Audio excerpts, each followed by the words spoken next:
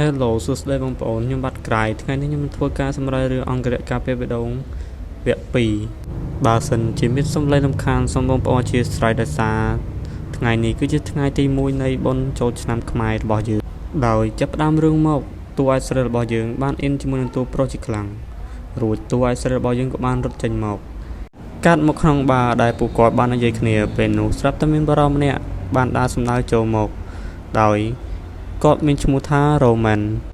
គាត់គឺជាគ្រូពេទ្យកសលវិច័យហើយក៏ជាពូរបស់តួឯកស្រីរបស់យើងផងដែរហើយគាត់បាននិយាយឡើងថាដោយសារតែក្មួយស្រីរបស់គាត់នៅម្នាក់ឯងទើបគាត់បាននាំនាងមកទីនេះ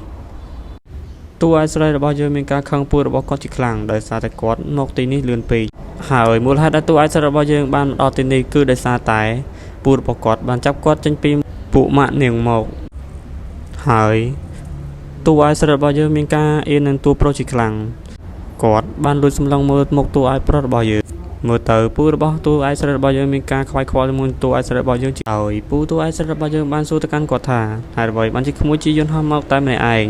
ហើយមិនឲ្យពូទៅយកនៅប្រលានយន្តហោះនឹងបានសួរសុខទុក្ខពីម្ដាយតួឯកស្រីរបស់យើងផងដែរហើយតួឯកស្រីរបស់យើងបានតបទៅគាត់វិញថាម្ដាយរបស់ខ្ញុំមិនមានបញ្ហាអ្វីនោះទេ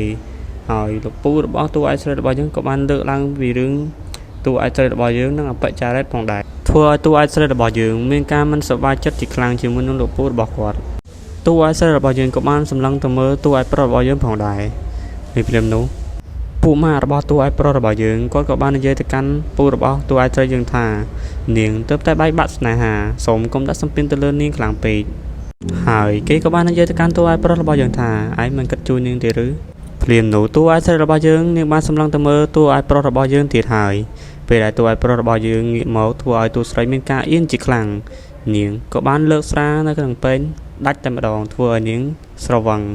គឺសន្លប់តែម្ដងហើយពូរបស់នាងបាននិយាយថា Valentina ដល់ម៉ោងទៅផ្ទះហើយភ្លាមនោះមានការងារបន្ទាន់ដែលត្រូវឲ្យគាត់ត្រូវធ្វើនៅខាងក្រៅទើបគាត់បានពឹងឲ្យតួឯកប្រុសរបស់យើងជូនតួឯកស្រីរបស់យើងទៅផ្ទះផងដែរ